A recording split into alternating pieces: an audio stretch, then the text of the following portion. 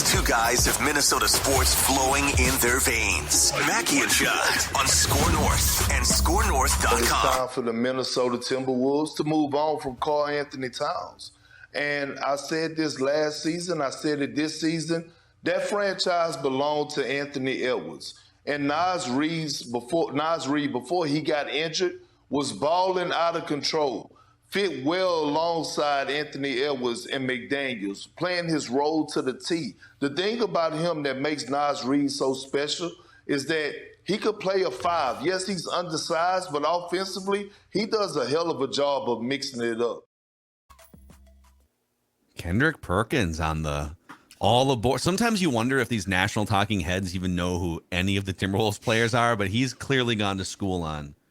He knows who Naz Reid is, I guess, is my compliment to Kendrick Perkins. He loves to swing big on the reckless speculation lifestyle, which I love about Perk. Yeah. Like, guys will push back a lot because they're like, oh, hold on, that doesn't make sense. He doesn't give a damn, which gets him full reckless speculation credit. Reckless speculation. And I know it's a Tuesday on the show here, but when someone comes in with powerful reckless speculation, sometimes we might get something on a Tuesday, Wednesday, maybe hold it for reckless speculation Thursday.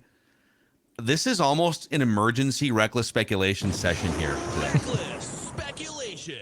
And I don't know about you guys, but do you ever find yourself a little jealous and envious of someone else's reckless speculation? Like, I think we pride ourselves on, let's think outside the box. How can we help our Minnesota sports teams come up with creative ideas? And then someone else comes in this case, I would say one of the forefathers of reckless speculation, Bill Simmons. And you're like, oh, man, I wish I would have thought of this. Or I wish I would have given more, because this idea has come across our table before, but we've kind of just dismissed it out of hand. I feel like I'm a little jealous. No, I feel if you can talk about it, and again, this is a reckless speculation master. Like, this is one of the black belts. Now I am jealous. Black belt. I will. What are we? Are we brown belts? Yeah. We're like local black belts in reckless speculation. Sure. Right? Yes, that's true. But and we certainly aren't apprentices, but we're probably not like national, just black belts. But I thought, although we did teach Mike Greenberg how to speculate recklessly. Yeah, I don't know. I even feel like that's true. I was even going to get really nerdy with you two that you would never be able to figure this out. We're like Jedi Knights. Like, are we Jedi Masters? Masters is the highest rank in the Jedi order. We're not Jedi Masters. We're Jedi Knights. Jedi Knights are the ones fighting the good fight, achieving to be Jedi Masters. Okay. We are in charge of the Minnesota Regional Bureau of reckless speculation. But when it comes to like Simmons and stuff, see that doesn't bug me because that's just like, oh yeah. Now I thought, Phil, what you were talking about, where I am jealous, and I think Dex would agree on this, of the Wolves is this. The Wild, there's nothing to reckless. I've been racking my brain for days with the draft, right? And we've like speculated recklessly at times, but I'm saying like Karl Anthony Towns. Why don't you guys throw some Kaprizov trade ideas out there? I mean, they're not going to trade him. That's the problem. We actually did last week. Okay. We did. Because it has to be rooted in some form of reality. Like, you have to be able to see the path or explain the path, right? Correct. Okay. Yes, that's exactly right. So here's the trade. This is from Bill Simmons and Ryan Russillo's conversation on their podcast. I think it was on Bill's podcast. The Blazers get Karl Anthony Towns, but the Timberwolves don't get like Scoot Henderson or Anthony Simons or Shaden Sharp. The Timberwolves get Damian Lillard and maybe some picks. Maybe there's some pick swaps involved here. So it would basically be Cat for Damian Lillard straight up. Reckless speculation. This has come across our reckless speculation checkout counter before. Yeah. But I feel like we've just been so ingrained in like, well, Damian, there's got to be other places that Dame would go to, but then again, he just spent a decade in Portland. He doesn't mind being in kind of the weird, obscure, smaller markets. But then we kind of thought, well, if you're going to trade Towns, you're going to do it for like younger assets that you can build around Anthony Edwards. But then again, like they've done they brought Nas back, like Jaden. all these interesting young players. They just drafted a couple more. They actually have a lot of guys between like 19 and 24 right now. They're going to probably bring back Nickeil Alexander-Walker, so you don't necessarily need more young pieces. You have a lot of young pieces right now. And I'm just going to read you what the logic was for this trade. What if it's just Cat for Dame and there's some pick swaps? You figure that out. And that's the trade. And Portland says to Damian, you know what? This is actually your best chance to chase a title because you can be with Anthony Edwards and Gobert and all these really good role players they have, and you're going to be in a better spot. And then if it doesn't work out there, maybe they flip you to another team, which seems plausible. And if you're Portland, here's the summary on their end. If you're Portland, you get Towns for like 5 years, and he's, 5 years younger than Damian, so you get a little younger there, a lot younger actually. And you already have a bunch of really interesting young perimeter pieces. You got Scoot, you got Simons, you got Shaden Sharp, you got all these interesting perimeter pieces in Towns, and you can kind of just be this fun, high-scoring, three-point shooting team with a bunch of guys between the ages of 19 and 27. What do you think of this?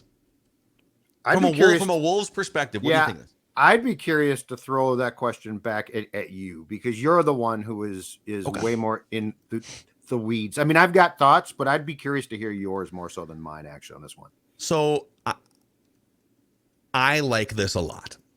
And I dismissed it like a month ago because I thought there were just if you would have asked me a month ago, like, would you rather have Damian Lillard or would you rather just have like Scoot Henderson growing with Anthony Edwards? Right. I think I'd still rather have Scoot Henderson because I feel like I'm getting, a half decade of a guy for sure and maybe more. But if he's not an option and the Blazers have decided we're not trading Scoot Henderson, you can get the 32-year-old future Hall of Famer if you want to. Here's what your team would consist of. Damian Lillard and Anthony Edwards as maybe a top 3 backcourt in the NBA, especially with Clay's getting older in Golden State. Yeah. So I haven't done the homework on this, but how many backcourts in the league would be better than Damian Lillard and Anthony Edwards? Mm-hmm. Is there one? Again, I've done no homework on this, but that's a freaking What's boss the Suns of a backcourt now? Well, yeah, I mean, if you wanted to say, let's just say Kevin Durant and Devin Booker is the Suns back. I mean, yeah, so the Suns for sure, and Bradley Beal, they kind of. So I guess it'd be like Beal and Booker, and then Durant at the 3. But Durant can also be the primary ball handler. So let's put the Suns up there for sure. But so you'd have Dame and Anthony Edwards, and by the way, Dame is under contract for 4 more years. I think it's 4 more years, but he's 32, so he's definitely getting toward the edge of and the style he kind of plays. He's a small guy that's had some injury issues and stuff, but. Then you'd have Gobert, Kyle Anderson, and Jaden McDaniels as the bouncers, basically. Just sitting outside your club. You got Damian Lillard and Anthony Edwards up, in the VIP section. They're bottle service. They're dancing. They're running the club. Champagne. They're averaging, 60 points a game. They're both all-stars. They're both dogs in big games, right? Playoff games. And then you got Gobert, slow-mo, and Jaden McDaniels wearing the sunglasses and the muscle tees with their arms crossed outside the club playing defense. And then off your bench, you'd have Mike Conley for 25 minutes and Naz Reid if you got to find 25 minutes for him.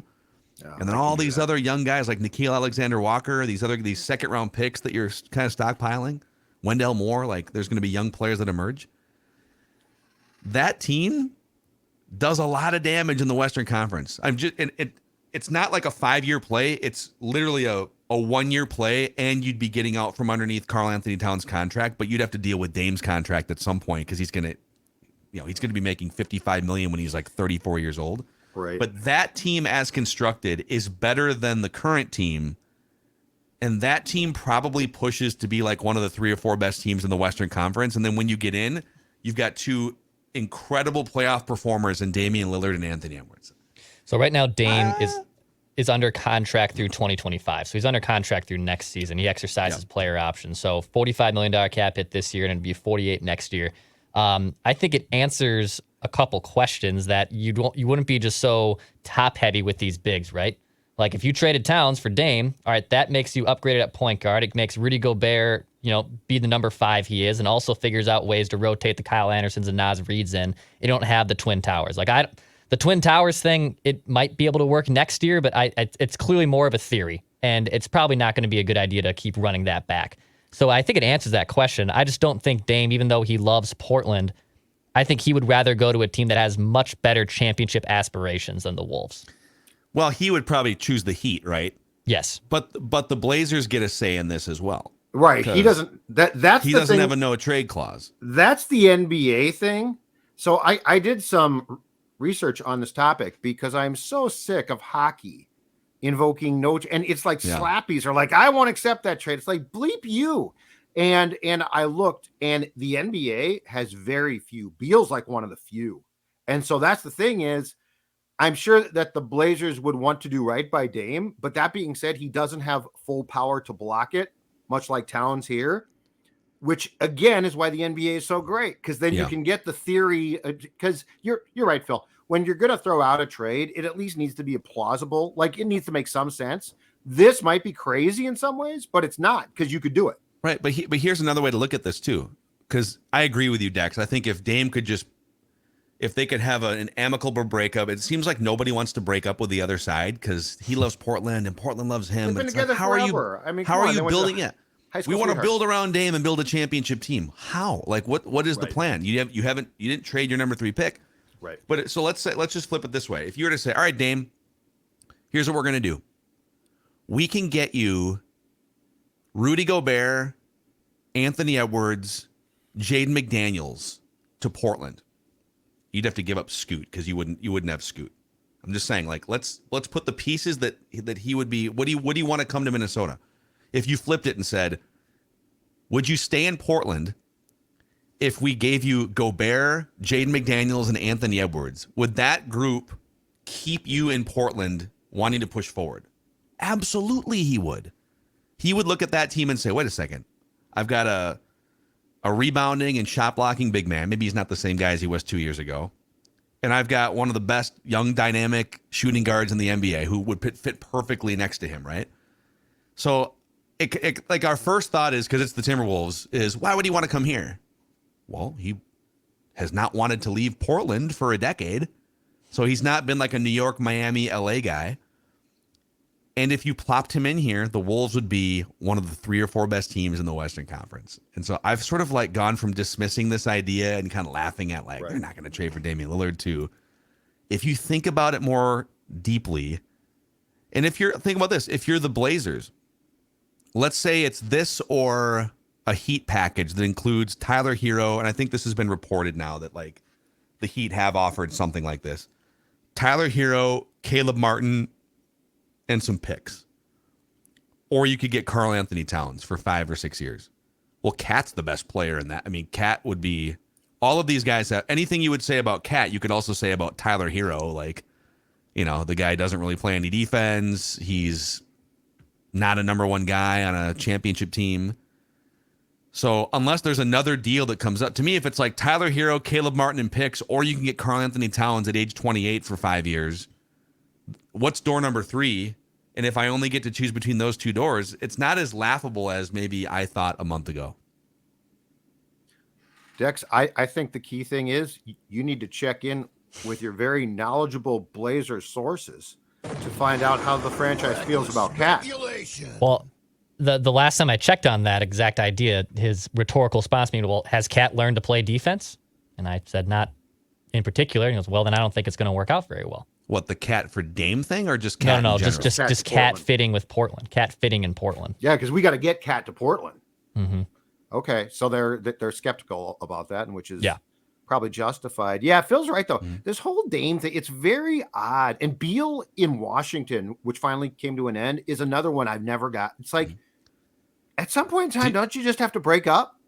Yes. Well, it's and I've seen this reference now. It's the KG thing from 15 years ago. And KG has said one of his biggest regrets is that he didn't do it earlier in his career.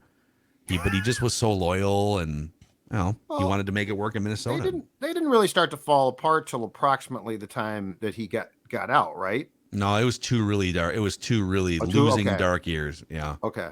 because it was actually, if I'm not mistaken, he was there for 3 seasons after their last playoff appearance. Okay. Because they came up that's just one more short of than the I 8. recalled. So it was pretty dark for a couple of years. So just real quick, and we can get to some other topics here too. 2 more questions for you guys. Are the Wolves in 2023-24 a better team if you swap Cat for Dame? I think from a personnel standpoint of what they could do, yes, because Cat. So if Cat is firing on all cylinders offensively, my answer might be no. But it's become so weird, and he has been, those first. I think I found the playing time stats. Those first 3 years, he was an Iron Man, and it's like, okay, he doesn't miss games, and since then he has missed extensive time. Lillard's going to miss time too, for the record. But and so are some guys. But my point is, if you put Dame on Ant's team, I think that the Wolves, from a personnel standpoint, are a better team, and I actually think Chris Finch's job gets easier because, to what Declan is talking about, you're not trying to make something work that remains a theory, and you're not quite sure if it's going to work. And by the way, if it doesn't work, people are unhappy. They're actively pissed off. So yes, I think the answer to your question, taking everything into account, Phil, is that yes, they're a better team with Dame. 100% they're a better team. I mean, we always talk about adult in the room. Damian Lillard is an adult in the room, man. I mean, he's also just incredibly cold-blooded. I mean, he's had some of the best postseason shots of the last 10 years. I know some of those ones haven't been in the finals, but you talk about some insane buzzer beaters and big-time shots. Damian Lillard shows up in the playoffs. So if it's just asking, and who would I rather have on the Wolves, Damian Lillard or Karl Anthony Towns? I don't think it's close. I would take Damian Lillard every single time. I agree. I think, Judd, you were a little more on the fence based on some different factors. I am with Declan. Like, it is not a question that they would be a better team, better fit positionally. He helped solve a point guard problem, not for 10 years, but for at least a couple years. Not even close. So my next question to you then is, this would be a very short-term solution. You have an asset in Karl Anthony Towns that if you did decide to trade him now or in the future, you could either get a bunch of assets that are younger for the future, like draft picks, or, maybe like a 20-year-old player or a 22-year-old player. That'd be one way to leverage the asset. Or you could leverage the asset for another veteran who might just be a different fit. Would it bother you at all or make you regretful that you just kind of, you took all your chips and kept them on the present table instead of the future table if you made that move? No, it wouldn't, and here's why. You put yourself in a pickle with the Gobert trade. The clock is ticking actively there. Like, this is not his play is declining. His body, he's 31, I believe now, is declining. And so I think there's probably more pressure to actually proactively try to win now than ever. Because if Gobert ages out and you still have him, it's not like it's that trade so drastically changed the makeup, both short-term and long-term, with all those draft picks gone now. So no, if you could make a trade to make yourself a more of a viable Western Conference playoff team right now because of the Gobert trade, I think the wheels are in motion to do that already. So based on that, it wouldn't bug me, because I think you almost have to start going for it. Yeah. Or else guys like Gobert are going to age out, and now you're left with what exactly? Well, and think like worst case scenario, you actually kind of have 2 different tracks going right now. You've got a present track, and then you have your future horizon track. It would just be more pronounced if you swapped a 28-year-old Cat for a 32-year-old Lillard. It would just be very clear that you have a 31-year-old 7-footer who's declining a little bit, and then a 32-year-old Damian Lillard who's on borrowed time in his prime. But when those guys are aging out or gone or whatever, like in 2 years, right? In theory, you still have Anthony Edwards emerging into his prime, Jaden McDaniels emerging into his prime. Naz Reid has a shorter contract, but like emerging into his prime, right? And then this other bin of like 5 younger players. So I don't think it would be this doom and gloom, like, oh my God, if it didn't work with Gobert and Cat or Gobert and Lillard, now you're screwed. You're not screwed. You'd have a 24-year-old Anthony Edwards and maybe some extra salary cap space to play with. So I feel like I don't know, man. Like in these last 20 minutes, I've just like completely talked myself into this. I love that. Should have told Finchie this last week I know. When you had his ear. You should have said, Finchie, baby. He wouldn't have answered it, but I could say, listen, I want you to poker face me here. I'm going to throw something at you and stare at you for like 10 seconds and get your reaction. Just speaking, In if I gave you a theory. guard, a veteran guard. Hall of Fame, future, 30 points a game. Go Windy. So, all right. Okay. Hey, real quick, before we get to random athlete of the week here, Judd, you kind of ruffled some Wolves fan feathers with your Gobert commentary yesterday. I saw your social media video on the SKOR North accounts kind of went viral. So people are mad that you think Gobert isn't committed to the Timberwolves because he's elected to play in the World Cup for France. Yes. And so I said that after he played internationally for France last summer and clearly came into camp banged up and had some problems that lingered for quite some time because he's a mammoth man, I said that he shouldn't have played again. And he alluded to the fact that he might skip it. And by the way, Victor with the Spurs, who's a kid who was just drafted first overall, has told the French national team, thanks, but no thanks. I'm going to focus on my real job, my NBA team. But the pushback I got, like Dex was giddy. He came in after we got done with our shows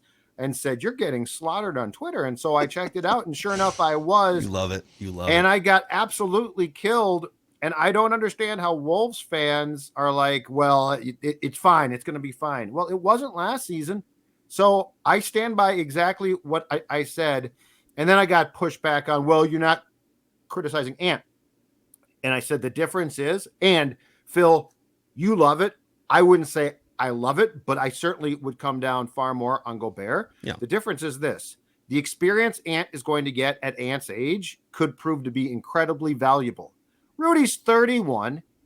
He's old already. He's a big man, so he's banged up, which is natural. So I don't think there's any comparison in the point in their lives they're making these decisions. That's where I will defer to Ant and say, I get what he's doing. Gobert, I think it's purely selfish because he believes that, that playing for his country and thus perhaps jeopardizing his season with the Wolves is more important, and I disagree with that completely. But here's what I don't get, and I did see the Anthony Edwards like, well, you think, I don't hear you criticizing Anthony Edwards, and like for all the reasons we've laid out, there's a difference between there's a 10-year age difference between them. Yeah, and we're not exactly on the same page there, but I get that one way more.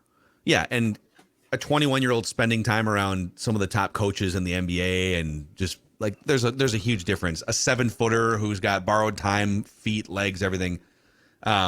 But I think what struck me the most is most fans were not happy with Gobert last year.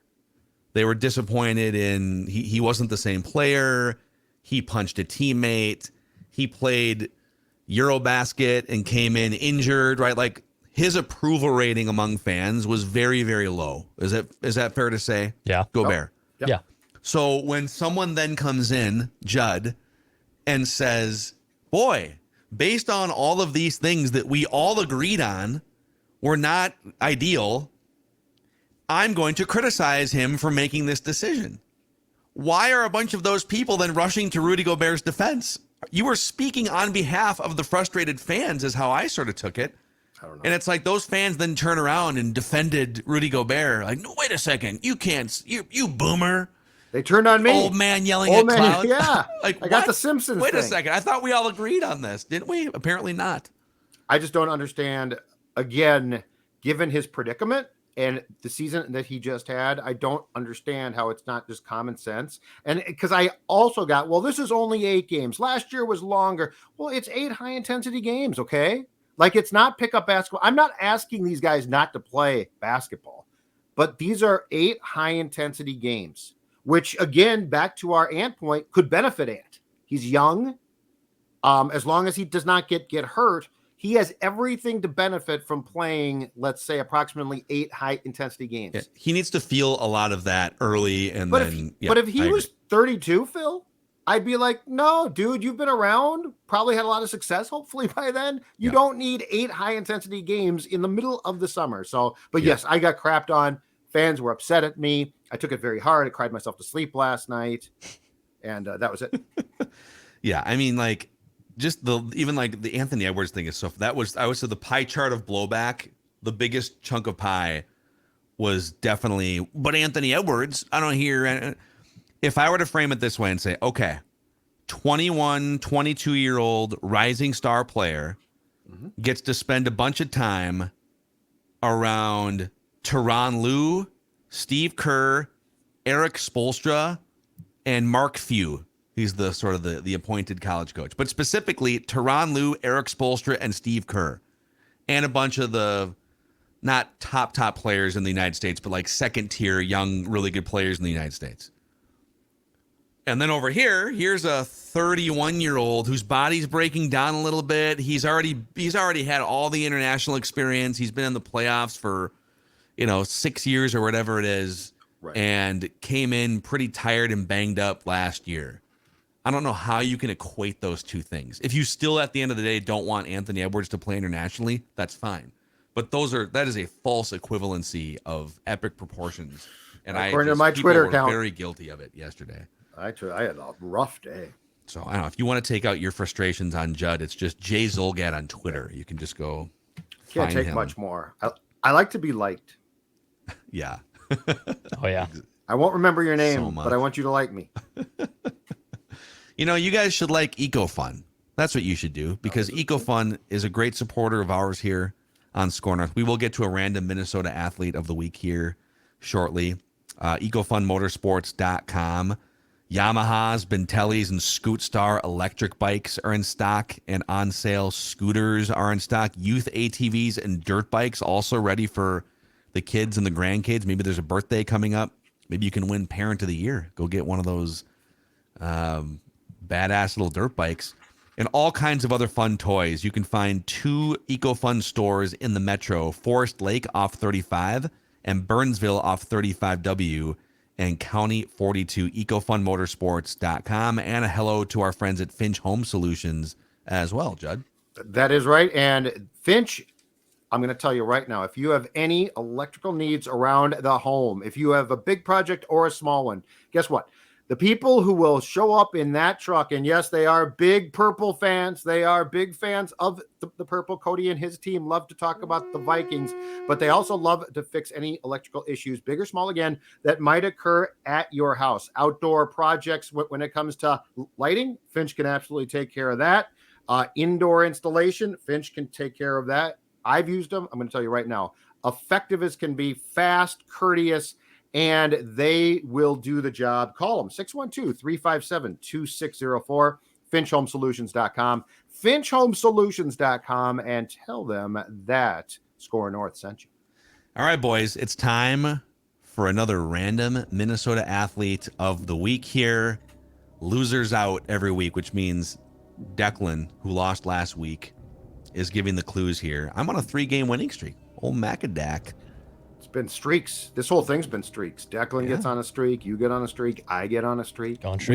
We've had three-game winning streaks. Judd started off. So we just spun this off of the random Viking of the week a couple months ago. Judd, you started us off with Anthony Swarzak, Kyle Brodziak, and Brent Burns correctly. Then Declan came in with Mike Redmond, Matt Lawton, Michael Olowokandi. And I have correctly guessed Matthew Lecroy, Fred Hoiberg, Terry Porter. There was a Randy Foy mixed in there too. So I have a 4-3 lead on you guys here. Declan will give a series of clues. Judd and I can jump in and guess up to 3 times incorrectly each before we are eliminated. Let's fire this thing up. All right. This random athlete of the week is a Minnesota Twin. Okay. As a twin, we're going down the Twins bin, if you will. Love it. This random twin of the week was born in 1970 in Stockton, California. I have family in Stockton. Extended Do you? family. I do. Where is Stockton? And it's like middle California.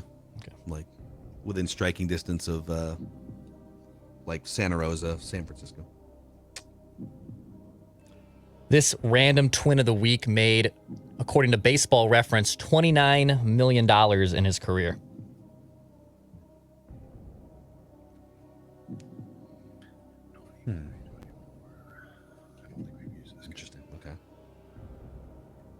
Here's a fun fact. This random twin of the week.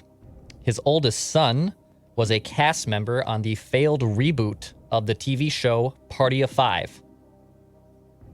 They rebooted Party of Five in 2020. It lasted, I think, one season. Yeah, they did.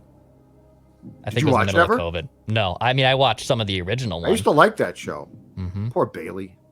Bad drinking problem. Charlie got cancer. Parents were already dead. Charlie, man. It was a rough one for Charlie. Judd just starts naming random sitcom TV people now on the... What was Nev's name on that? Julia? That's right, Nev was on it, yep. Mm-hmm. Nev was on it. What's her face? The little... She was a kid at the time. She was in Mean Girls, was in it too. All right, this random twin of the week is in the Twins Hall of Fame. Oh my God! Wow, now this is gonna be. Let's see, when was he inducted? I won't tell you when he was inducted. I'll say this: so it's been within the last 10 years. He's been inducted. All right. Is it? I'll guess. Yeah. Is it? No. Hold on a second. The money's not right.